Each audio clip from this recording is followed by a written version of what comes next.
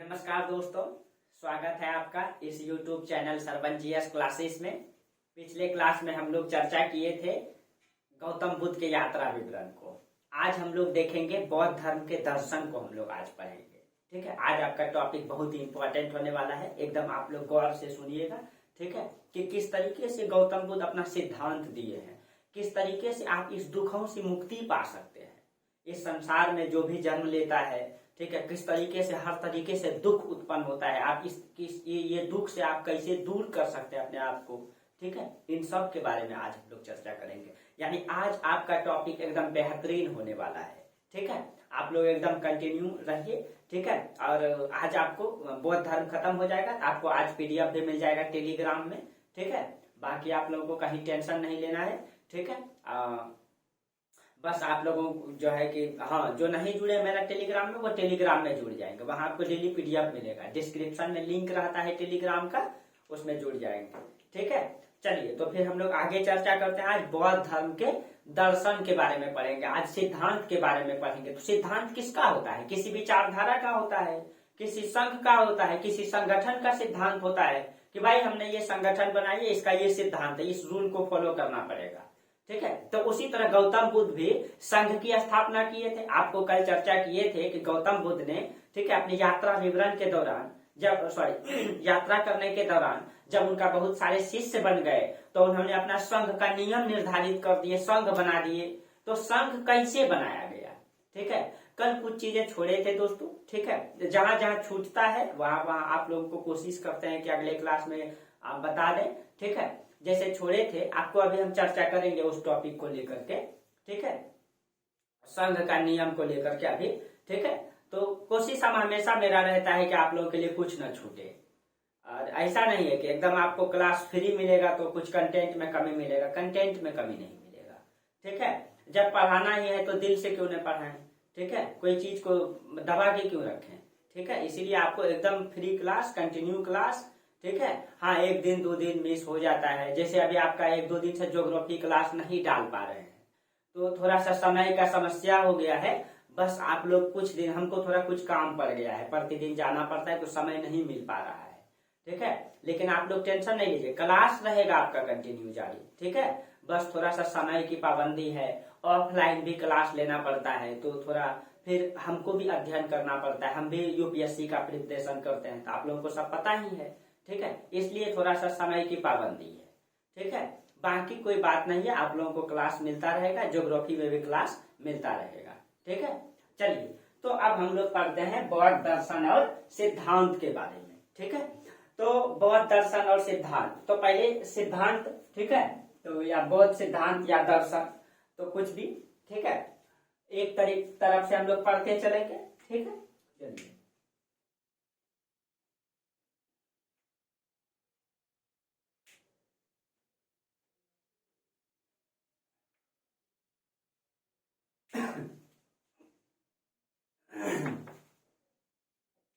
हाँ, तो हम बात कर रहे थे बौद्ध, मतलब सबसे पहले हम लोग देखते हैं बौद्ध सिद्धांत को। ठीक है, तो देखिए बौद्ध, अगर हम सिद्धांत के बारे में बात करेंगे तो सिद्धांत किसका होता है? ठीक है, सिद्धांत जो है एक संघ का होता है, एक संगठन का होता है। तो आपको बताए थे यात्रा विवरण के दौरान, आप याद कीजिए, अगर आप कल का मेरा क्लास कंटिन्यू देखे होंगे बारीकी से, तो कल आपको बताए थे कि जब गौतम बुद्ध ने सबसे पहला उपदेश, वो गया से कहाँ चल गए? गया से चल गए सारनाथ, वही 5 को ब्राह्मण को वो उपदेश दिए, वहां पे वो पहला वर्षावास गुजारे। उसके बाद जब वहां से वो निकलने लगे वाराणसी के लिए, तो उनके पीछे पीछे उनका बहुत सारा शिष्य उनके पीछे पीछे चलने लगे। तो गौतम बुद्ध को लगा कि ये शिष्य जो है कि कैसे मेरे साथ चलेगा, क्या क्या इसका नियम रहेगा। तो उन्होंने वाराणसी में अपना बौद्ध संघ की स्थापना कर दिए और संघ का कुछ नियम निर्धारित कर दिए। ठीक है, तो उन्होंने बौद्ध संघ की स्थापना की। तो सिद्धांत किसका होता है? किसी भी संघ का होता है, किसी भी संगठन का होता है। तो हम लोग किसका सिद्धांत पढ़ेंगे? बौद्ध संघ का सिद्धांत हम लोग पढ़ेंगे कि बौद्ध संघ का क्या सिद्धांत था। ठीक है, कैसे इसमें किसी भी प्रकार का चुनाव प्रक्रिया होता था, क्या होता था। तो आपको पता है कि बौद्ध संघ की स्थापना कहाँ किया गया? स्थापना इसका किया गया था वाराणसी में। ठीक है, वाराणसी में बौद्ध संघ की स्थापना किया गया था। कल हम लोग ये सब तो देख ही लिए थे और आपको बताए थे कि इसमें जो अध्यक्ष होता है, ठीक है, बौद्ध संघ में एक अध्यक्ष रहे होंगे, तो अध्यक्ष इसमें गौतम बुद्ध थे, ठीक है, अध्यक्ष इसमें कौन थे, खुद महात्मा बुद्ध थे, महात्मा बुद्ध।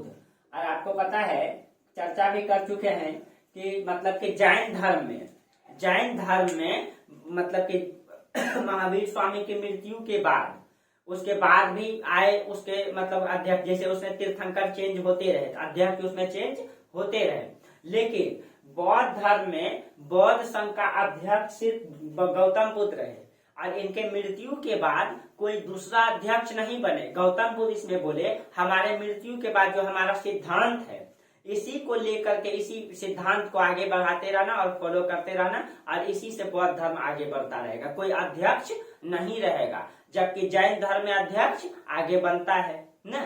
तो आपको बताए भी थे 11 गंधर्व उन्होंने नियुक्त किए थे जैन धर्म में, ताकि महावीर स्वामी के मृत्यु के बाद जो है उनके आगे उनका मतलब कि धर्म को आगे बढ़ाते रहेंगे।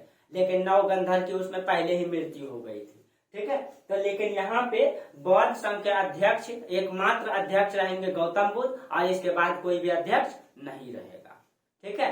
अब देखिए महात्मा बुद्ध जो है कि उस समय आपको पता है कि ये भी बताए थे आपको कि उस समय जो महाजनपद हुआ करता था उसमें 16 महाजनपद था, उसमें से 10 ऐसा क्षेत्र था जहां गणतंत्रात्मक पद्धति चलता था। गणतंत्रात्मक में उसमें कौन कौन सा था, तो एक आपका उसमें था वज्जी संघ, आपको पता है कि वज्जी संघ था, वज्जी संघ में कई सारा गणराज था, लिच्छवी गणराज, वैशाली गणराज, कई सारा था। उसके बाद एक जो है आपका मल्ल था, मल्ल गणराज था और खुद गौतम बुद्ध जहां से थे वो खुद गणतंत्रात्मक पद्धति वहां भी चलता था न। ये शाक्य गणराज्य से थे, गणराज मतलब वहां गणतंत्रात्मक पद्धति चलता था, चुनाव प्रक्रिया होता था वहां पे। लेकिन चुनाव प्रक्रिया का सिस्टम कुछ अलग होता था। उसमें क्या होता था कि सभी व्यक्तियों को एक जगह बुला करके, ठीक है, जिसको चुनना होता था उन सब का हाथ खड़ा करके या गुप्त तरीके से किसी तरीके से या तो हाथ खड़ा करवा लिया, ठीक है, जैसे कि पूरा गांव का लोगों को बुलाया गया, बुला करके राजा किसको चुना जाएगा तो सबसे हाथ खड़ा करवा लिया एकदम प्रत्यक्ष रूप से, ठीक है। तो नाम बोल दिया कि ए नाम का व्यक्ति, बी नाम का व्यक्ति, सी नाम का व्यक्ति अब खड़ा है राजा बनने के लिए। उसने बोला कि ए को कौन कौन वोट देना चाहता है, तो हाथ खड़ा किया, देखा उसकी संख्या कितनी है, बी को, सी को उसी तरह देखा सबसे अधिक संख्या इसके खिलाफ पक्ष में उतरा है, ये राजा बन जाएगा। तो इस और गुप्त तरीके से भी होता था, जैसे ए बी सी चुनाव, जैसे आपका चुनाव होता है उसी तरीके से कि वो इसमें चिट्ठा भरना पड़ेगा और चिट्ठा में नाम लिख देगा कि ए का नाम लिखेंगे, बी का नाम या सी का नाम। तो प्रत्यक्ष और अप्रत्यक्ष दोनों चुनाव प्रणाली था। तो गौतम बुद्ध इससे बहुत प्रभावित थे, वैशाली गणराज से, वज्जी संघ से और मल्ल गणराज से, ये दोनों से बहुत प्रभावित थे गौतम बुद्ध इसकी गणतंत्रात्मक पद्धति से। इसीलिए गौतम बुद्ध ने, ठीक है, अपने संघ में भी यही नियम लागू करते हैं, ठीक है, यानी कि मतलब और आपको पता है कि यही मल्ल गणराज और वज्जी संघ, ठीक है, वज्जी संघ, इसी दोनों के आधार पे भारत को पहला गणतंत्रात्मक देश माना जाता है, इसी के आधार पे। इसीलिए महात्मा बुद्ध इससे बहुत ज्यादा प्रभावित थे, ठीक है, उस समय गणतंत्रात्मक पद्धति को देख करके, ठीक है, और वैशाली गणराज की नीति को देख करके ये और प्रभावित थे, ठीक है। इसमें कहा जाता है कि मतलब समितियों द्वारा बहुमत से निर्णय लिया जाता था, ठीक है। इसी व्यवस्था को गौतम बुद्ध ने अपने संघ में संचालन करने के लिए निर्णय लिया, यानी कि इसका एक प्रमुख होता था बौद्ध धर्म में, ठीक है, इसे विनयधर कहा गया है, ठीक है। तो बौद्ध संघ में एक प्रमुख होता था, एक क्या होता था, प्रमुख, यानी कि बौद्ध संघ का एक प्रमुख रहेगा, ठीक है। अब बौद्ध धर्म में इसको क्या कहा गया, प्रमुख को विनयधर कहा गया है, विनयधर, ठीक है, प्रमुख को एक प्रमुख रहेगा उसको विनयधर कहा गया है। अब कहा जाता है कि अब वो क्या करेगा, मान लीजिए कि संघ बैठा, यानी कि बौद्ध संघ में सब कोई बैठा, ठीक है, और उसमें एक प्रमुख व्यक्ति रहेगा, एक प्रमुख व्यक्ति या अध्यक्ष रहे या कोई भी रहे, उसमें विनयधर उसको कहा गया है, ठीक है। अब उसमें एक प्रस्ताव लाएगा कि भाई बौद्ध संघ में 50 लोग हैं, मान लीजिए बौद्ध संघ की स्थापना करना है, बौद्ध संघ बना दिए, बौद्ध संघ में 50 लोग हैं, मान लीजिए 50 में एक व्यक्ति प्रमुख है जिसको विनयधर कहा जाएगा, समझिएगा आप लोग, ठीक है, 50। अब इन 50 ने मिल करके अपने लिए कानून खुद बनाएगा, ठीक है। क्या क्या कानून बनाएगा भाई, कि बौद्ध भिक्षु कैसा ड्रेस पहनेंगे, मान लीजिए एक प्रस्ताव लाएंगे एक व्यक्ति, सेम टू सेम अभी की तरह, जैसे अभी चुनाव प्रक्रिया चलता है, ठीक है, कोई प्रस्ताव आता है तो इस 50 में कोई एक व्यक्ति प्रस्ताव लाएंगे या कोई भी व्यक्ति प्रस्ताव लाएंगे या प्रमुख ही प्रस्ताव लाएंगे कि जितने भी बौद्ध भिक्षु है वो लाल ड्रेस पहनेंगे। ठीक है, तब इसमें आधा व्यक्ति बोलेंगे हाँ ये ठीक है, ठीक है, यानी कि आधा से अधिक व्यक्ति बोल दिए, उसका प्रमुख भी बोल दिए हाँ लाल ड्रेस ठीक है, बौद्ध धर्म के जितने भी भिक्षु आएंगे वो लाल ड्रेस पहनेंगे। ठीक है, तब इसमें प्रमुख जो है विनयधर ये भी पास कर दिए। ठीक है, यानी कि प्रस्ताव, जब इसमें प्रस्ताव लाया जाता है किसी भी, जैसे कि अभी हम लोग प्रस्ताव कहते हैं तो बौद्ध धर्म में इसको नक्ति कहा गया है। क्या कहा गया है इसको? तो प्रस्ताव को यहाँ पे क्या कहा गया है? प्रस्ताव को नक्ति कहा गया है। ठीक है, समझिएगा, यानी कि बौद्ध संघ में एक प्रस्ताव लाना है लाल ड्रेस के लिए कि लाल ड्रेस जो है ठीक है पहनना है बौद्ध संघ को, हम उदाहरण दे रहे हैं। ठीक है, अब इसके लिए प्रस्ताव लाए कोई एक व्यक्ति तो प्रस्ताव को नक्ति कहा गया है। प्रस्ताव के बाद उसमें क्या होगा? उसमें चर्चा चलेगा, कोई बोलेगा हाँ भाई ये है, ये लाल ड्रेस में ये होगा, आकर्षक होगा, देखने में थोड़ा अलग लगेगा। तो जब चर्चा चला जाता है, उसमें जब चर्चा चलाएगा उसमें अनुसावन कहा गया है उसको। ठीक है, जब इस प्रस्ताव में बहस चलेगा या चर्चा चलेगा, ठीक है, तो उसको क्या कहा गया है? अनुसावन, अनुसावन कहा गया है। ठीक है, उसके बाद जो है उसमें उसके बाद मतदान होगा, यानी कि मतलब एक व्यक्ति ए नाम का व्यक्ति 50 व्यक्ति में कोई ए नाम का व्यक्ति प्रस्ताव लाया, नत्ती लाया, यानी कि प्रस्ताव मतलब नत्ती। उसके बाद चर्चा चला, बहस हुआ कैसा है नहीं है, उसके बाद बोला अच्छा ठीक है चुनाव करवा लो। ठीक है, आधा से अधिक लोग अगर वोट दे दिया, यानी 50 लोग है इसमें, 26 लोग वोट दे दिए, अध्यक्ष मान्यता दे दिए इसके विनयधर, तो ये प्रस्ताव क्या हो जाएगा? पास। तो इसमें चर्चा के बाद जो है मतदान होता है, तो मतदान 2 तरीके से होता था। ठीक है, तो इसके बाद क्या होगा? मतदान। तो मतदान जो है ना 2 तरीके से होता था, गुप्त तरीके से भी और प्रत्यक्ष रूप से भी होता था। ठीक है, तो जो गुप्त तरीके से चुनाव होता था उसको गुल्लक कहा गया है। ठीक है, और जो प्रत्यक्ष होता था उसको विवतक कहा गया है। जो गुप्त तरीके से चुनाव होता था उसको क्या कहा गया? गुल्लक, और जो प्रत्यक्ष रूप से होता था उसको विवतक, विवतक कहा गया है। ठीक है, यानी कि चुनाव दोनों प्रक्रिया से था। प्रत्यक्ष का मतलब क्या हो गया? डायरेक्ट हाथ खड़ा कर दो भाई, कितने लोग सहमत हो कि लाल ड्रेस आना चाहिए, तो आधा से आदमी अगर आधा हाथ खड़ा कर दिए तो प्रत्यक्ष रूप से ये प्रस्ताव पास। लेकिन गुप्त रूप से चुनाव करना है कि नहीं, इसमें गुप्त चुनाव होना चाहिए, ये बड़ा प्रस्ताव है, तो उसको गुल्लक कहा गया है। तब वही चिट्ठा भरेगा, पुर्जा सब कोई रखेगा, उसमें देखेगा कि 25 आदमी से ज्यादा 26 आदमी प्रस्ताव में इसके पक्ष में दिया है तो वो पास हो जाएगा। ठीक है, तो इस तरीके से ये मतलब गणतंत्रात्मक पद्धति को वो खुद अपने संघ में लागू करता है। ठीक है, और आपको पता है कि समाज जैसे, ठीक है, समाज का आईना क्या होता है? समाज का आईना साहित्य होता है, समाज का आईना मतलब कि फिल्म होती है, समाज का आईना मतलब कि साहित्यकार होते हैं, कवि होते हैं। ठीक है, कहीं कहीं अभिनेता होते हैं। लेकिन आज जैसा आपका मतलब समाज में फिल्म बनेगा वैसा समाज जाएगा, क्योंकि वैसी फिल्म को देख करके समाज सीखता है। आज देखते हैं, आज हमारे समाज में जब फिल्म की जब रीति चेंज हो गई है, उसका सिस्टम चेंज हो गया, तो समाज भी चेंज हो गया है उस फिल्म को देख करके। न छोटे छोटे बच्चे आज के समाज के क्या हो गए हैं? कैसे हुआ ये हमारा दोष नहीं है, ये हमारा सिस्टम का दोष है।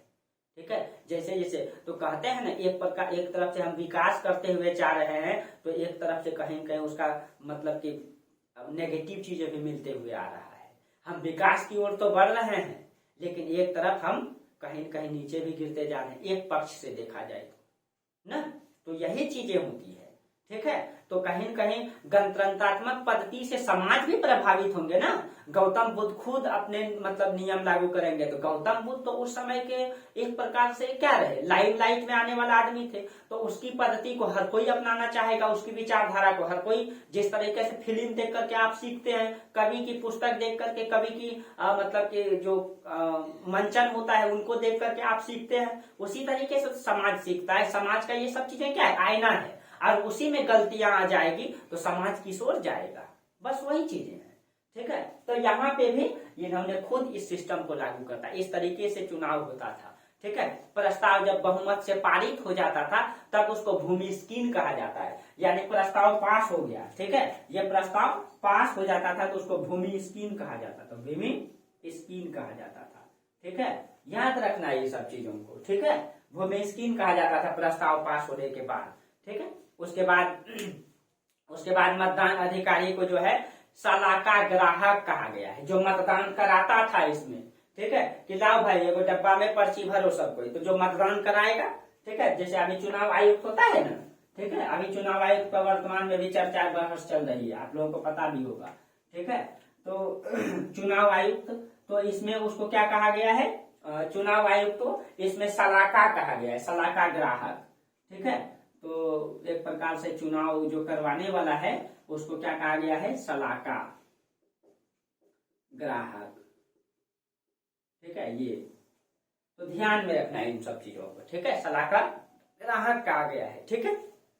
अब देखिए, अब तो ये सब सिस्टम ऐसे करके बनता था, कोई भी प्रस्ताव लाना है बौद्ध धर्म के लिए। अब प्रस्ताव मान लीजिए क्या प्रस्ताव है, तो इन लोगों ने एक नियम बनाया था। मान लीजिए कि हम संघ में प्रवेश करना चाहते हैं, हम बौद्ध धर्म को अपनाना चाहते हैं, उसके लिए क्या करना होता था, उसके लिए आप देखिए अब इधर आपको समझाते हैं, ठीक है। कि बौद्ध मतलब कि संघ में प्रवेश की शर्तें क्या था, ठीक है। तो संघ में प्रवेश की शर्तें, संघ में प्रवेश की शर्तें क्या था, ठीक है। शर्तें क्या शर्त होता था अगर संघ में प्रवेश करने था, कहा जाता है अगर आपको बौद्ध धर्म में उस समय शामिल होना तो पहले आपका उम्र 15 साल होना चाहिए, प्लस में माता पिता की अनुमति होनी चाहिए। देखिए यहीं पे आपको कल कुछ छोड़े थे जो बताने वाले, आपको पता है कि जब गौतम बुद्ध कपिल वस्तु के लुम्बिनी गए थे, जहां मतलब कपिल वस्तु गए थे जहां उनका पिता का शासन था, तो उनके पिताजी ने बोले थे, उनके पिताजी बोले थे, क्योंकि वहां जब गए थे तो इन्होंने अपने भाई को भी मतलब बौद्ध धर्म में शामिल कर लिए थे, तो जो उनके पिता की जो अंतिम जो इच्छा थी वो भी समाप्त हो गई, जो अंतिम मतलब पुत्र था, जो उनकी मनोकामनाएं थी कि साम्राज्य को संभालेगा, वो भी खत्म हो गया था, ठीक है। यानी उस कुल का दिया बुझा दिए थे गौतम बुद्ध एक प्रकार से। उन्होंने अपने पिता की ममता को समझ नहीं पाए, दर्द को समझ नहीं पाए। तो जब वो वापस आ रहे थे तो उनके पिता शुद्धोधन बोले थे कि राजन भगवान सुनिए, मैं आपसे कुछ सवाल पूछना चाहता हूँ। तो गौतम बुद्ध बोले थे पूछिए राजन। तो शुद्धोधन बोले थे कि भगवान जब आपने इस घर की त्याग किया था, परित्याग किया था, तो इस पिता की ममता इस चमड़े को छेद गई थी, और आज आपने स्कूल का दिया बुझा दिया, इस पिता की ममता इस हड्डियों को छेद गई, क्या आपको इस चीज का एहसास है, दुख है? तो कहा जाता है गौतम बुद्ध कुछ भी जवाब नहीं दिए, वो वापस लौट घूम गए। लेकिन वहीं पे कहा जाता है गौतम बुद्ध ने संघ में प्रवेश को लेकर के नियम बदल दिए थे। क्या नियम बदल दिए थे? संघ में प्रवेश को लेकर के वो बोले थे कि अब कोई भी व्यक्ति संघ में तब शामिल होगा जब उनकी उम्र 15 साल का होगा, जब उनकी माता पिता की प्लस में अनुमति होगा तब। तो यहीं पे गौतम बुद्ध पे आरोप लगाया जाता है, क्या वो गौतम बुद्ध को वास्तविक में ज्ञान की प्राप्ति, निर्वाण की प्राप्ति हुआ था? क्योंकि अगर निर्वाण की प्राप्ति हुआ रहता तो शायद उनके पिता को दर्द को वो नहीं समझते, क्योंकि वो बंधनों से मुक्त थे। तो यहाँ पे उस पे सवाल खड़ा होता है, क्या वास्तविक में उनको निर्वाण की प्राप्ति हुई थी या नहीं हुई थी? ठीक है, अगर हुई होती तो शायद उनके पिता की बात का कोई एहसास नहीं होता। ठीक है, ये सवाल खड़ा किया जाता है। लेकिन सवाल कुछ मतलब एक और है, लेकिन गौतम बुद्ध ने जो दर्शन दिए हैं वो भी तो सच्चाई दिख रहा है। चलिए, तो उसमें हम लोग आते हैं। तो संघ में अगर आप शामिल होना चाहते थे, ठीक है, या कोई भी चाहता है कि बौद्ध धर्म में, तो उसका उम्र कितना होना चाहिए था? 15 वर्ष, प्लस में माता पिता की अनुमति होना चाहिए। ठीक है, माता पिता की अनुमति होना चाहिए संघ में शामिल करने के लिए।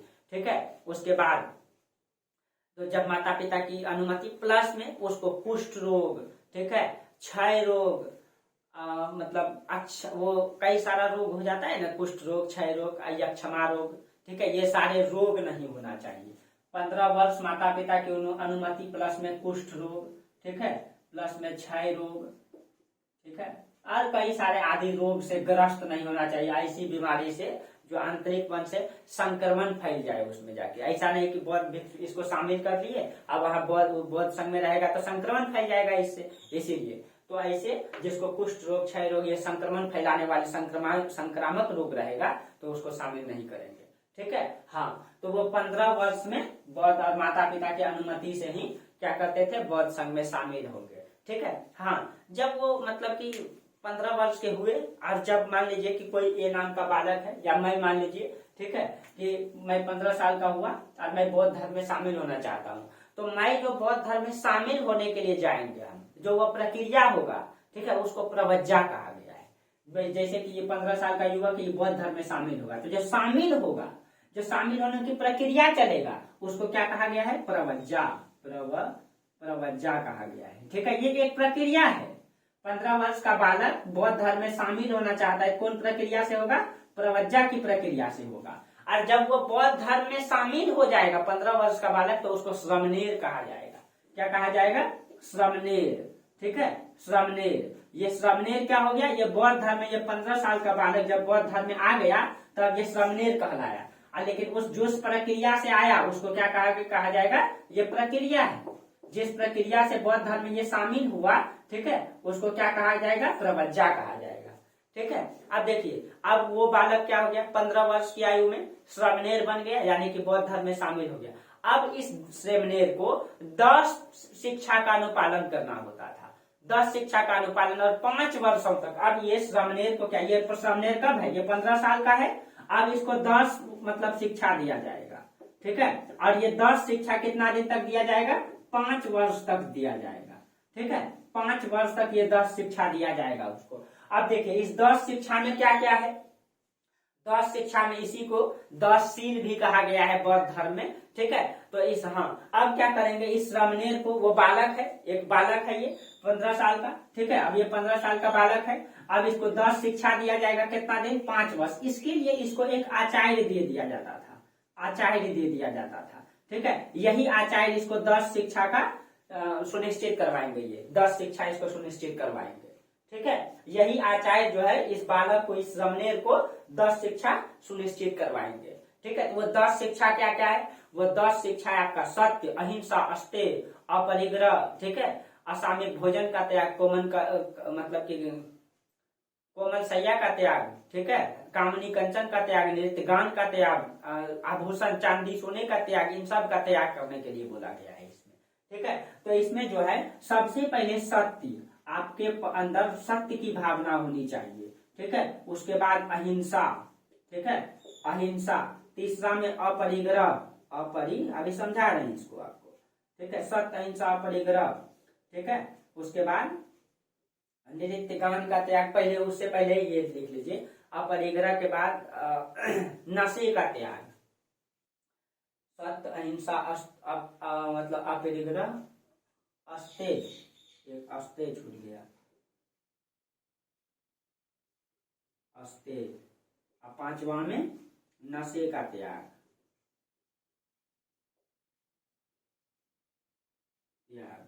ठीक है, यानी कि नशा नहीं करेंगे, ठीक है।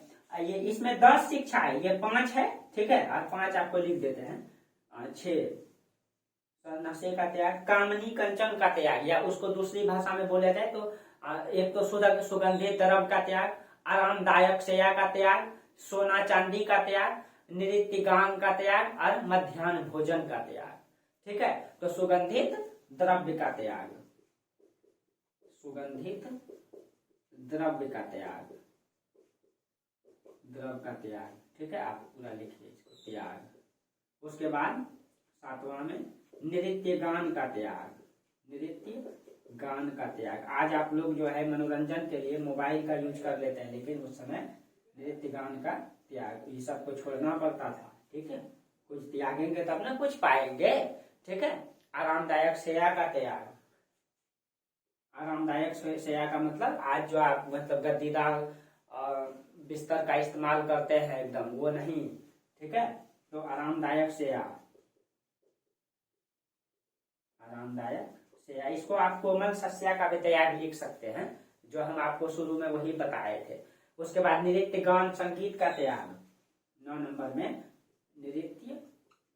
नृत्य गान और संगीत का त्याग, ठीक है। आज आप लोग मनोरंजन के लिए नृत्य गिरी ये सब कर लेते हो, लेकिन नहीं करना पड़ता है भैया, ठीक है। उसके बाद एक है आपका मध्याह्न भोजन का त्याग। अगर आपको राइटिंग समझ में नहीं आ रहा है तो मेरी मतलब आवाज को सुनिएगा थोड़ा सा, ठीक है।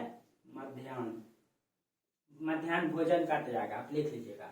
इस 5 को, ठीक है, इस पहला वाला जो 5 है इसको बौद्ध संघ में पंचशील कहा गया है, ठीक है। इसको क्या कहा गया है? इसको पंचशील सिद्धांत कहा गया है, ठीक है, पंचशील सिद्धांत कहा गया है।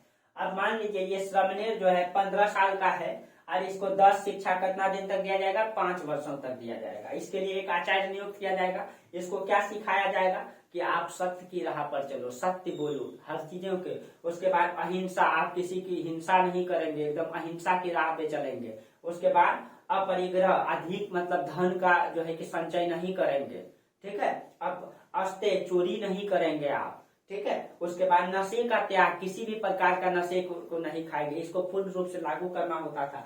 सुगंधित द्रव्य का त्याग, यानी आज आप परफ्यूम मार लेते हो ना भैया, ठीक है, ये सब नहीं चलेगा, ठीक है, इसमें नहीं था ये सब चीजें, ठीक है। उसके बाद नृत्य गान का त्याग, ये सब नृत्य गान इन सब चीजों को त्यागना होगा, ठीक है। जो अय्यासी जीवन है इसको त्यागना होगा। आरामदायक शैया में नहीं इस्तेमाल करना पड़ेगा आपको, आपको नीचे सोना पड़ता है इसमें बौद्ध धर्म में। नृत्य गान संगीत का त्याग, आज आप लोग मोबाइल टीवी इन सब चीजों का इस्तेमाल कर लेते, उस समय था भी नहीं, लेकिन नृत्य गान तो चलता था, उन सब चीजों का त्याग करना होता था। प्लस में मध्याह्न भोजन नहीं करना होता था, यानी कि जो मध्याह्न भोजन मतलब है जो लंच का टाइम है वो नहीं लेना होता था, ठीक है। एक शाम एक सुबह मध्य वाला भोजन नहीं खाएगा, यानी दोपहर का भोजन, ठीक है। ये 10 शिक्षा देते थे कौन, आचार्य इसको। उसके बाद जब ये 10 शिक्षा लेने के बाद ये 15 साल प्लस 20 साल का हो जाएगा। अब 20 साल का जब हो जाएगा, ठीक है, बौद्ध धर्म में मतलब 10, हाँ, इन 10 शिक्षा को जो है बौद्ध धर्म में, ठीक है, 10 शील कहा गया है, 10 शील कहा गया है, या तो इसको बौद्ध धर्म में 10 शिक्षा पद कहा गया है, ठीक है। इसको क्या कहा गया है, शिक्षा पद या 10 शील या शिक्षा पद। तो आपसे अगर पूछे कि बौद्ध धर्म में 10 शील क्या है या शिक्षा पद क्या है, तो आप इसी को बोलेंगे। सत्य, अहिंसा, अस्ते, अपरिग्रह, सामूहिक भोजन का त्याग, सुगंधित वस्तुओं का त्याग, नृत्य गान का त्याग, कामनी कंचन का त्याग, मध्याह्न भोजन का त्याग, ठीक है। इन सब को आप बताएंगे, ठीक है, इन 10 को। उसके बाद देखिए, अब ये शिक्षा लेने के बाद अब ये 20 साल का जब हो जाएगा, ठीक है, उसके बाद पहले तो ये प्रवज्जा, देखिए आप समझिएगा इसको। पहले एक बालक था जो प्रवज्जा की स्थिति में आया, प्रवज्जा के बाद जब वो मतलब कि 15 साल का था, ठीक है, उसके बाद जब बौद्ध संघ में शामिल हो गया तो वो श्रमणेर कहलाया, श्रमणेर, ठीक है। श्रमणेर जब कहलाया तो इसको जो है ये 15 साल का था, प्लस में 5 साल इसको क्या किया गया, यहाँ पे 10 शिक्षा दिया गया। अब ये 20 वर्ष का हो गया, अब कितना वर्ष का हो गया, 20 वर्ष का हो गया, ठीक है। अब जब ये 20 वर्ष का हो जाएगा, ठीक है, तो इस स्थिति में वह पूरी तरह बौद्ध भिक्षु बन जाता था, ठीक है, बौद्ध भिक्षु। और उसको जो है इसे अपसंपदा कहा जाता है। जब ये 20 वर्ष का हो जाएगा तो ये बौद्ध भिक्षु बन जाएगा, तो उसको क्या कहा जाता है, अपसंपदा, ठीक है। हाँ देखिए, इन सब चीजों को अपने जीवन में वास्तविक तरीके से लागू करना होता था। हमेशा सत्य की राह पे चलना पड़ेगा आपको, हमेशा, ठीक है, और हमेशा सत्य की राह पे चले। इन सब चीजों को वास्तविक रूप में जब वो पूरा 5 साल तक इन सब चीजों को ट्रेनिंग दिलाया जाता था, उसके बाद वो बौद्ध भिक्षु बन जाता था, तो उसको अपसंपदा कहा जाता है। लेकिन इसके लिए उसको और कुछ चीजों का धारण करना पड़ता था, ठीक है। इस 5 साल में उसको और क्या क्या करना पड़ता था, देखिए, उसको चावल धारण करना होता था, उसको जो है नीचे में सोना पड़ता था, वृक्ष के नीचे उसको जो है, ठीक है। तो इसके लिए उस बीच में वो जो 5 साल है उसमें और क्या क्या फॉलो करना पड़ता था उसको, देखिए इसमें आपको और क्या क्या उनको फॉलो करना पड़ता था, 4 चीजें फॉलो करना होता था। 4 चीजें में, ठीक है, क्या था, एक तो सबसे पहले है कि उनको वृक्ष के नीचे सोना होता था, वृक्ष के नीचे सोना पड़ेगा। दूसरा में चावल धारण करना पड़ता था, उसको चावल धारण करना पड़ता था, ठीक है। तीसरा में उनका है कि वो जो है भिक्षा मांग के वो खाना खाएगा, ठीक है, भिक्षा मांग के वो अपना भोजन ग्रहण करेगा। चौथा में एक और क्या है, वृक्ष के नीचे सोएगा, चावल धारण करेगा। हाँ, चिकित्सा के लिए गौमूत्र का प्रयोग करेगा, चिकित्सा के लिए गौमूत्र का प्रयोग करेगा, ठीक है। इन सब चीजों को उनको लागू करना होता था अपने जीवन में, ठीक है, तब वो जाकर के अपसंपदा बौद्ध भिक्षु बनता था, ठीक है। जब वो बौद्ध भिक्षु बन जाता था, ठीक है। अब देखिए, चूंकि बौद्ध मतलब धर्म का जो संचालन है वो सिद्धांत के द्वारा होती है, ठीक है। तो बौद्ध संघ के क्या सिद्धांत है, बौद्ध, आपको पता है कि बौद्ध धर्म अनिश्वरवादी है, ईश्वर को नहीं मानते हैं, ठीक है। तो वेदों की प्रामाणिकता पे ये विश्वास नहीं करते, ये सब चीजें आप लिख लीजिएगा, ठीक है, ये कैसे है, ये अनिश्वरवादी है, अनिश्वरवादी है। अनिश्वरवादी मतलब ईश्वर की सत्ता में विश्वास नहीं करता है, ये वेदों की प्रामाणिकता को नहीं मानता है। ठीक है, वेदों की प्रामाणिकता को नहीं मानता है। ठीक है, प्रामाणिकता को ये नहीं मानता है। प्लस में ये अनात्मावादी है। ठीक है, यानी कि आत्मा पर विश्वास नहीं करता है। ये क्या है, अनात्मावादी है, अनात्मावादी है। अभी आपको समझा, देखिएगा यहाँ अंतर एक ही चीज में दिखाई देता है। जैन धर्म आत्मा पे विश्वास करता है, लेकिन बौद्ध धर्म आत्मा में विश्वास नहीं करता। यही अंतर दिखा, एक ही अंतर है उसमें। प्लस में ये बौद्ध धर्म पुनर्जन्म की संकल्पना को मानता है, पुनर्जन्म की संकल्पना को मानता है, और जैन धर्म भी पुनर्जन्म को मानता है। ये पुनर्जन्म इसीलिए मानता है क्योंकि इसका मानना है ये कर्म के सिद्धांत को मानता है। ये अनिश्वरवादी है, ये कर्म की सत्ता पे विश्वास करता है। आप कर्म के लिए कीजिए, फल की चिंता मत कीजिए। यानी आप जैसा कर्म करेंगे उसका भुगतान करने के लिए आप बार बार जन्म लेंगे। इसीलिए ये पुनर्जन्म के सिद्धांत को मानता है। ये जो है पुनर्जन्म के सिद्धांत को मानता है, लेकिन ये जो है अनात्मावादी है बौद्ध धर्म। लेकिन जैन धर्म आत्मावादी है, वो आत्मा पे विश्वास करता है। तो दोनों में ये मतलब कि मूल अंतर दिखाई देता है, बेसिक अंतर यही है इसमें। ठीक है, जो आपको ध्यान में रखना है। ठीक है, अब देखिए, अब कर्म की सत्ता पे विश्वास करता है कि जैसा कर्म कीजिए आप वैसा आप पाइएगा। तो यहाँ ध्यान रखें, दोनों धर्म कर्म की सत्ता पे विश्वास रखता है। ठीक है, और पुनर्जन्म दोनों मानता है। बस यही है अनात्मावादी, ये अनात्मावादी है, और जैन धर्म जो है आत्मा पे विश्वास करता है। बस यही अंतर है, बाकी सब चीजें ठीक है। कर्म की सत्ता पे, यानी आप जैसा कर्म करेंगे उसका अगले जन्म में भुगतान करने के लिए, ठीक है, उसको भुगतने के लिए आप बार बार जन्म लेंगे। इसीलिए दोनों पुनर्जन्म की संकल्पना को मानता है। ठीक है, अब देखिए, अब इन सब चीजें तो ठीक है। अब मान लीजिए ये बौद्ध धर्म में आप बौद्ध भिक्षु बन गए। अब बुद्ध की सिद्धांत क्या था, बुद्ध ने जो 4 आर्य सत्य की प्राप्ति किए थे, वो 4 आर्य सत्य क्या है, जो आपको बोले थे कि संसार में सर्वत्र दुख ही दुख है। सर्वत्र दुख ही दुख का मतलब क्या, हर जगह दुख है। तो अब आपको बताते हैं कि गौतम बुद्ध की मान्यता क्या थी। 4 आर्य सत्य जो उनकी ज्ञान की प्राप्ति हुई थी उनको, वो क्या बताए थे, वो क्या खोजे थे। ठीक है, 6 साल तक कठोर तपस्या किए। ठीक है, और उसमें वो क्या खोज के निकाले।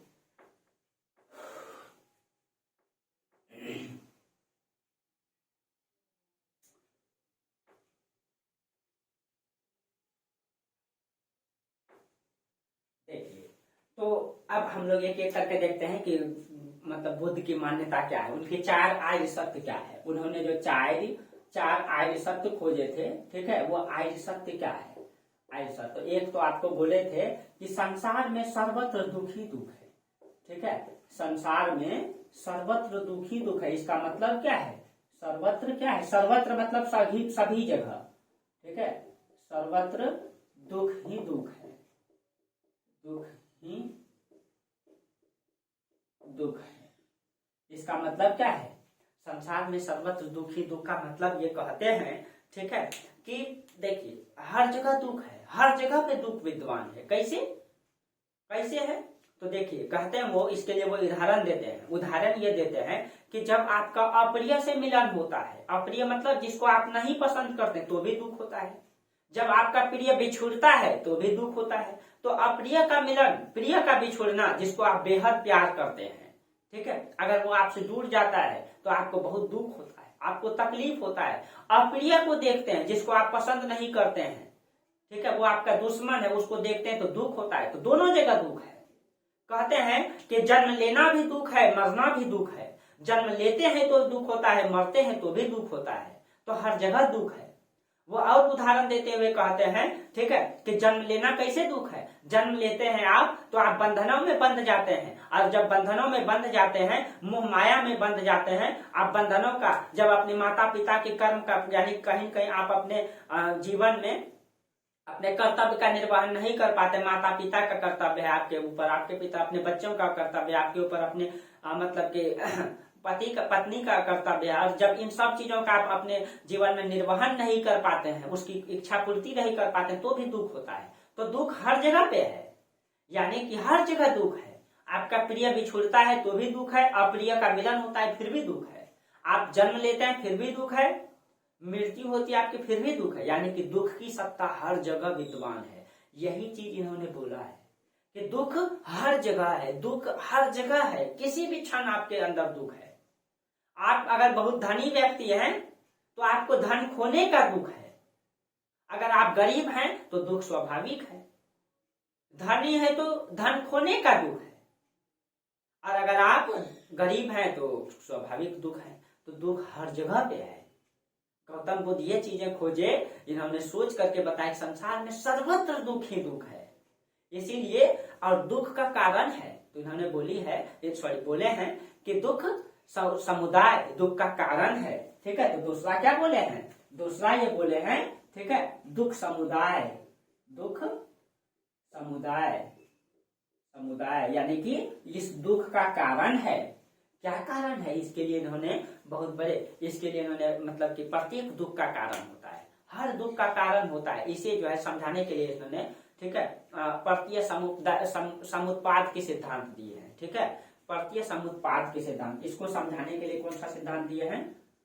प्रत्यय समुत्पाद, समुत्पाद के सिद्धांत दिए। इसका मतलब क्या होता है? एक के होने का, इसका मतलब होता है, इस सिद्धांत का मतलब है ये कार्यकारिणी सिद्धांत है, यानी एक के होने का, यानी कि दूसरे का दुख होना, एक के होने से दूसरे। जैसे बताते हैं आपको, इसको हम उदाहरण देके समझ। प्रत्यय समुत्पाद मतलब सिद्धांत क्या है? ठीक है, इसका मतलब बोले हैं कि एक के होने से दुख का, दूसरे से दुख का होना। जैसे भूख है तो भोजन है, पानी है तो प्यास है। अगर पानी ही नहीं रहता तो प्यास हमको नहीं लगता है। तो पानी है तो प्यास है, भूख है तो भोजन है, यानी एक के होने से दूसरे को कारण माना है इन्होंने। इसी में जो है कि प्रत्यय समुत्पाद के सिद्धांत दिए इसके, यानी एक के होने से दूसरे का दुख को कारण बताए हैं। ठीक है, और जो है ये बोले हैं, ये समझाने, ठीक है, इसको समझाने के लिए इन्होंने द्वादश निदान 12 है, यानी कि एक के होने से, मान लीजिए ये चक्र सिद्धांत बताए हैं कि 1 2 इस तरीके से वो 12 बताए हैं। ठीक है, 12 बताए हैं, और बोले एक के होने ये है तो इसका ये कारण है। अगर मतलब भूख है तो भोजन है, अगर मतलब उसके बाद अगर हमको भोजन नहीं मिलेगा तो हमको दुख होगा, हमको भूख लगेगा, तकलीफ होगा। भूख लगेगा तो हम पीड़ित हो जाएंगे, उससे दुख होगा। पीड़ित हो जाएंगे तो मृत्यु हो जाएगी, तो दुख। यानी एक के होने से दूसरे का कारण को माना है यानी कि दुख का कारण है। क्या कारण है? जल है, मतलब प्यास है तो पानी है। जब पानी नहीं मिलेगा तो हमको क्या हो जाएगा? हमको तकलीफ होगा। तो वही एक समुदाय बना हुआ है, एक सिस्टम में बना हुआ है ये दुख।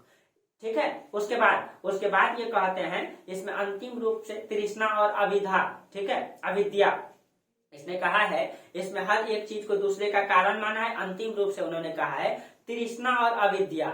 इसे अगर तृष्णा को अगर आप मतलब अविद्या को अगर बताया जाए, ठीक है, तो इसके प्रश्न पर वो मतलब तृष्णा और अविद्या, ठीक है, इन दोनों को कारण माना है अंतिम रूप से। ठीक है, तृष्णा और अविद्या, अविद्या बोले हैं इसी कारण से दुख होता है। तृष्णा से अविद्या होता है, अविद्या से दुख होता है। ठीक है, जब उनसे अविद्या के बारे में पूछा गया कि ये अविद्या क्या है, ठीक, सॉरी, अविद्या क्या है, तो अविद्या के बारे में उन्होंने मौन रह गए, वो जवाब ही नहीं। तो बाद में कहा जाता है कि बौद्ध संघ के बहुत सारे विद्वान बैठे, तब अविद्या को बताए कि ये जिसको 4 आर्य सत्य के बारे में ज्ञान नहीं है, ठीक है, वही अविद्या है। ठीक है, ये 4 आर्य सत्य जो है यही अविद्या, जिनको इस चीज का ज्ञान नहीं वही अविद्या है। ठीक है, लेकिन गौतम बुद्ध ने इसके बारे में जब पूछा गया तो वो मौन रह गए थे, वो जवाब नहीं दिए थे। बाद में विद्वानों ने बैठा करके बोले तृष्णा और अविद्या, अविद्या के बारे में वो मौन रह गए थे, लेकिन बोले अविद्या मतलब जिसको इस 4 आर्य सत्य के बारे में ज्ञान नहीं है, वो क्या है, वही मतलब अविद्या है। ठीक है, तो उसके बाद तीसरा में दुख का निरोध किया जा सकता है। ठीक है, तो दुख का विरोध किया जा सकता है या दुख का निरोध किया जा सकता है, तो दुख निरोध। अब देखिए तीसरा में क्या है, दुख का निरोध किया जा सकता है या दुख का विरोध किया जा सकता है। दुख का निरोध, दुख निरोध, ठीक है, दुख का निरोध किया जा सकता है, किया जा सकता है। तो दुख का निरोध यानी दुख का विरोध, दुख को हम खत्म कैसे करेंगे, यानी कि पहले बोले वो दुख समुदाय संसार में सर्वत्र, इसको आप लिखेगा, संसार में सर्वत्र दुख ही दुख है, सभी जगह दुख है। उस दुख का कारण है, ठीक है, उस संसार में सर्वत्र दुख ही दुख है। दुख का समुदाय, समुदाय का मतलब दुख का कारण है। ठीक है। अब बोलते हैं वो आगे कि इसका मतलब इसका विरोध किया जा सकता है, इसको खत्म किया जा सकता है। तो कैसे खत्म किया जा सकता है, उसके लिए इन्होंने बोले हैं कि तृष्णा और अविद्या को अगर आप दूर कर देंगे, अपने अंदर से इस तृष्णा को और अविद्या को दूर कर देंगे, आपका दुख दूर हो जाएगा। यानी कि अगर आप इन चार आर्य सत्य को समझ लेंगे, जान लेंगे, आप भी जानते हैं संसार में सर्वत्र ही दुख ही दुख है, आप जानते हैं इस बात, तो आपको क्यों तकलीफ होगा। आप इस बात को जान रहे हैं कि मेरा प्रिय का मिलन, जिसको आप बहुत प्रेम करते हैं, बहुत चाहते हैं, वो आपसे दूर जाएगा, तो आपको दुख होगा। इस बात को आपको पहले से एहसास है, तो आपको दुख कम होगा। तृष्णा अगर अपने अंदर से खत्म कर देंगे, अविद्या खत्म कर दे, आपको ज्ञानी हो जाएंगे, तो आपको दुख खत्म हो जाएगा आपके अंदर से। ठीक है, तो उसके लिए इन्होंने ये रास्ता बताया है। ठीक है, तो आप दुख का निरोध कैसे किया जा सकता है, तो ये तृष्णा को खत्म करके और अविद्या को दूर करके, प्लस में अविद्या नहीं अविद्या, ठीक है, अविद्या को दूर करके, ठीक है, आप जो है दुख से दूर हो सकते हैं। उसके बाद बोलते हैं कि दुख निरोध गामिनी प्रतिपदा, यानी कि दुख विरोध के मार्ग हैं, यानी कि एक मार्ग से दुख को विरोध खत्म किया जा सकता है। उस मतलब कि दुख एक मार्ग को अपना करके आप दुख को खत्म कर सकते हैं। तो कौन सा मार्ग को अपना करके, ठीक है, तो वो चौथा में बोलते हैं, चौथा में दुख निरोध गामिनी प्रतिपदा, गामिनी प्रतिपदा, ठीक है, यानी कि दुख विरोध के मार्ग है या निरोध के मार्ग है, यानी कि व्यक्ति दुखों से मुक्त हो सकता है। तो मुक्त कैसे हो सकता है, अविद्या और तृष्णा को दूर करना होगा उसके लिए। उसके बाद इसमें उन्होंने 3 चीजें बताई है, तो इसको यहाँ लिखते हैं। ठीक है, यहाँ पे आप लोग इसको ऐसे करके बना लीजिएगा, ऐसे, ठीक है। तो यहाँ पे लिखते हैं, इसमें अष्टांगिक मार्ग दिए हैं उन्होंने। ठीक है, इसमें आपका वो मतलब प्रज्ञा है, शील है, समाधि है। ठीक है, एक तो इसमें है प्रज्ञा, दूसरा है शील और तीसरा है समाधि। ठीक है, अब देखिए इसमें उन्होंने सत्य को रखा है, अहिंसा को रखा है, नहीं सॉरी सम्यक दृष्टि को रखा है, सम्यक दृष्टि, सम्यक संकल्प,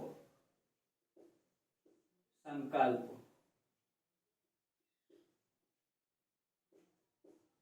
सम्यक वचन,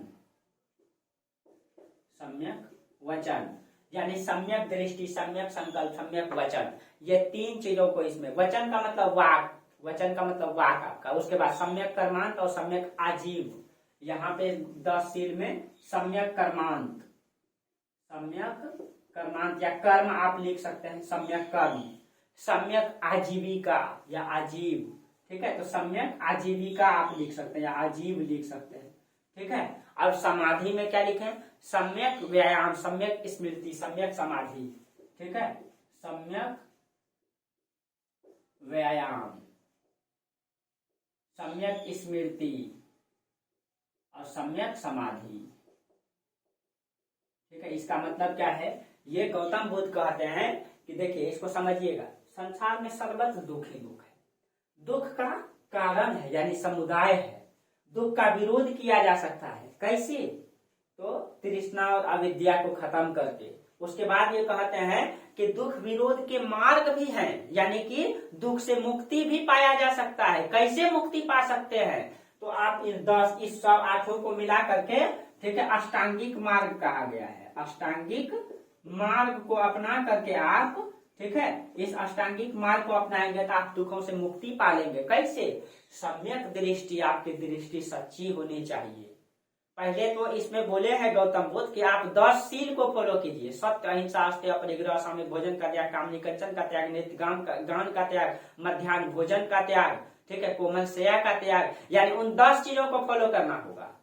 उसके बाद आपको इस अष्टांगिक मार्ग को, सम्यक दृष्टि होनी चाहिए, आपको किसी के प्रति सच्चा दृष्टि होनी चाहिए आपकी। अगर आपकी दुश्मन भी है, वो आपका भलाई नहीं चाहता है, बुराई चाहता है, तो आपको ये मान के चलना होगा कि उनको इस चीज का ज्ञान नहीं है, उनको समझ नहीं है, इसीलिए वो हमको गाली देते हैं। उनको समझदारी आ जाएगा तो वो खुद गाली नहीं देंगे। ठीक है। तो आपको हमेशा सच्चा दृष्टि रखना पड़ेगा, रास्ते में चलते हैं किसी के प्रति बुरी नजर नहीं, आप समझ पा रहे होंगे इन चीजों को, ठीक है। वो सच्ची दृष्टि, सम्यक संकल्प लेना होगा अपने जीवन में, सम्यक मतलब सच्चा संकल्प लेना होगा अपने जीवन में कि हर चीजों को, आजकल लोग शपथ तो खाते हैं कि हम ABCD जो भी नाम बोलते हैं, संविधान के प्रति कर्तव्यनिष्ठ रहूंगा, देश के प्रति समर्पित रहूंगा, जो भी रहे, लेकिन कितना रहता है भाई, ठीक है। तो इस तरीके से आपको सम्यक संकल्प लेना होगा, सम्यक वाक, आप जो अपने मुंह से वचन बोलेंगे, ठीक है, वो सच्ची होनी चाहिए, ठीक है, झूठ नहीं होनी चाहिए, सम्यक होनी चाहिए, सच्ची होनी चाहिए वाक। उसके बाद सम्यक कर्मांत, आपका कर्म सच्चा होना चाहिए। सम्यक आजीवक, आप अपने जीवन में जो कर्म करेंगे आजीविका चलाने के लिए, वो सच्ची आजीविका चलाने के लिए, ये नहीं कि धूर्तपनी करके, बेईमानी करके, चोरी करके अपने जीवन का आजीविका चला रहे, वैसे नहीं होनी चाहिए। सम्यक व्यायाम, अपने जीवन में जो भी कर्म करेंगे, व्यायाम करेंगे, वो सच्ची होनी चाहिए, ठीक है। तो जो भी चीजें हैं, इन सब 8 चीजों को आप अगर फॉलो करेंगे अपने जीवन में वास्तविक रूप से, ठीक है, तो आप दुख की रास्ता से क्या हो जाएंगे, बाहर हो जाएंगे, ठीक है। तो दुख का विरोध किया जा सकता है, ठीक है, दुख का विरोध क्या है, किया जा सकता है। उसके बाद इस तरीके से आप दुखों से मुक्ति पा सकते हैं। दुखों से मुक्ति पाने के लिए क्या करना होगा, बुद्ध ने जैसे निर्वाण की प्राप्ति किए थे। बौद्ध धर्म में 2 चीजें हैं, ठीक है। आप देखिए, एक तो है निर्वाण और एक है बोधिसत्व। एक क्या है आपका निर्वाण और एक क्या है आपका बोधिसत्व। बोधिसत्व, तो बोधिसत्व और ये निर्वाण क्या है, आपको पता है कि गौतम बुद्ध निर्वाण प्राप्त किए थे, और निर्वाण जो है जीवित व्यक्ति ही प्राप्त कर सकते हैं, जीवित व्यक्ति ही प्राप्त कर सकता है। गौतम बुद्ध ने, मतलब कि निर्वाण कैसे प्राप्ति होता है, निर्वाण का शाब्दिक अर्थ क्या होता है, दुखों से मुक्त होना। इसका शाब्दिक अर्थ क्या होता है, इसका शाब्दिक अर्थ होता है दुखों से मुक्त होना, ठीक है, दुखों से मुक्त होना। तो दुखों से व्यक्ति कब मुक्त होगा, दुख से व्यक्ति कब मुक्त होगा, जब वो माया से मुक्त होगा। जब माया कैसे होता है, मोह से, और मोह कैसे, तो देखिए, तो दुख से व्यक्ति कब मतलब खत्म होगा, जब वो माया से, यानी कि आपके और जो भी आपके परिवार के माता पिता के प्रति माया है, और उसी माया से क्या उत्पन्न होता है, मोह होता है, मोह होता है। और यही मोह आपको किसमें बांध के रखता है, बंधन में बांध के रखता है, ठीक है, बंधन। यानी निर्वाण प्राप्त आपको कब होगा, जब आप दुखों से मुक्त हो जाएंगे। दुखों से मुक्त होने के लिए क्या करना पड़ेगा, आपको माया से मुक्त होना पड़ेगा, और माया से मुक्त होने के लिए जो मोह है उससे मुक्त होना पड़ेगा। जो बंधन है, जो आप अपने मतलब पति पत्नी के बीच, माता पिता के बीच, मतलब बेटा बेटी के पिता पुत्र के बीच जो बंधन है, ठीक है, वो कहीं न कहीं एक दूसरे के प्रति मोह है, माया है, और वही माया उसको बंधन में बांध के रखता है। और जब एक पुत्र अपने पिता के जीवन का कर्तव्य में, ठीक है, अपने पिता के प्रति कर्तव्य का निर्वहन नहीं कर पाता है, तो उनको दुख होता है, वो तकलीफ होता है। तो आप दुखों से मुक्ति कब पाएंगे, तो अंतिम रूप से जब आप बंधनों से मुक्त हो जाएंगे, तो आप दुखों से मुक्त हो जाएंगे। और जैन धर्म में यही क्या कहा गया था, जैन धर्म में बोला था, अगर आप कर्म से मुक्त हो जाएंगे तो आप दुख से, अगर आप कर्म करते हैं तो आप फल की इच्छा रखते हैं, अगर आप कर्म नहीं करेंगे तो आपको दुख नहीं होगा।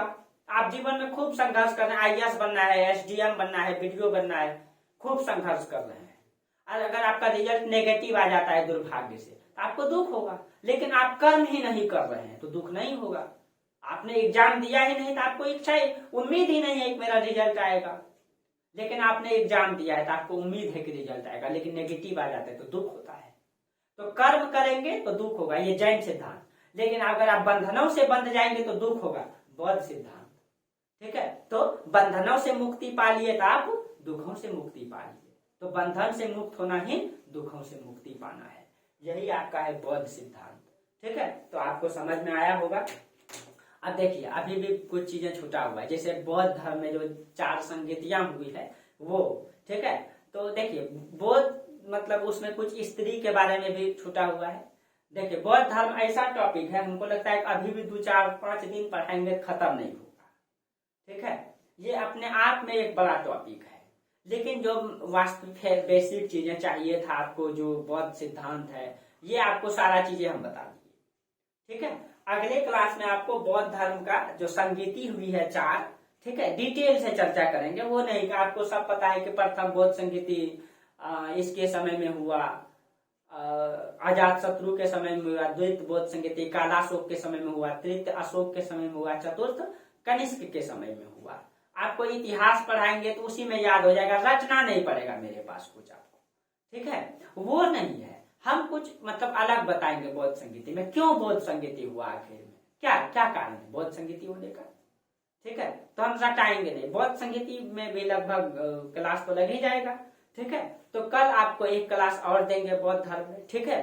तो देखिए, पढ़ना है तो डिटेल से पढ़ना है, कुछ जानना है, समझना है, ठीक है। मेरा उद्देश्य है कि आप सिर्फ और सिर्फ नौकरी नहीं लें, ठीक है। नौकरी तो मतलब लोग ऐसे भी ले लेता है, रट्टा मार के भी ले लेता है, ठीक है। लेकिन मेरा मकसद है कि आप शिक्षित, वास्तविक में शिक्षित हो, आप जाने इतिहास को, आप समझें, ठीक है। जहां तक मुझे पता है, ठीक है, कि जितना हम मतलब हमसे बन पाएगा अध्ययन करके, खोज के, निकाल के, उतना कोशिश करेंगे हम बताने के लिए आप लोगों को, ठीक है, जितना हमसे बन पाएगा। और आप लोग अगर सपोर्ट करेंगे अच्छे तरीके से तो ये उम्मीद रखते हैं कि आप लोगों को बेहतर से बेहतर बता पाएंगे, ठीक है। और कोशिश करेंगे और अध्ययन करेंगे और बताएंगे, ठीक है। एक रिसर्च की तरह पढ़ना पड़ता है आप लोगों को बताने के लिए, एक एक चीजों को माइंड में लाना पड़ता है, एक एक चीजों को खोज के निकालना पड़ता है। आप इन इतनी डाटा को निकालेंगे ना, 5 गो बुक पढ़ना पड़ेगा, और आपको हम निकाल के देते हैं अध्ययन करके, तो आप इसको नोट करते चलिए, ठीक है। बहुत इंपॉर्टेंट चीजें बता रहे हैं आपके लिए, आपके जीवन के लिए, ठीक है। तो बौद्ध धर्म अपने आप में बड़ा है, और कितना भी पढ़ाएंगे और कहानी स्टार्ट करने खत्म नहीं होगा।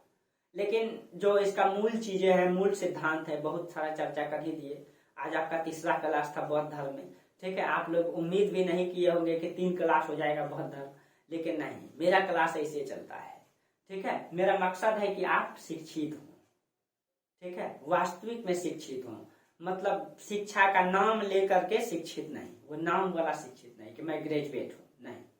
ग्रेजुएट का मतलब होता है स्नातक होता है ना, प्रतिष्ठित होता है, आप प्रतिष्ठित है। प्रतिष्ठित का मतलब क्या है, जानकारी होनी चाहिए, आप एक प्रतिष्ठित व्यक्ति हो जाएंगे, तो इसके लिए जानकारी भी होनी चाहिए, ठीक है। जितना मुझे जानकारी है मैं प्रयास करते रहता हूँ आप लोगों को बताएं, ठीक है।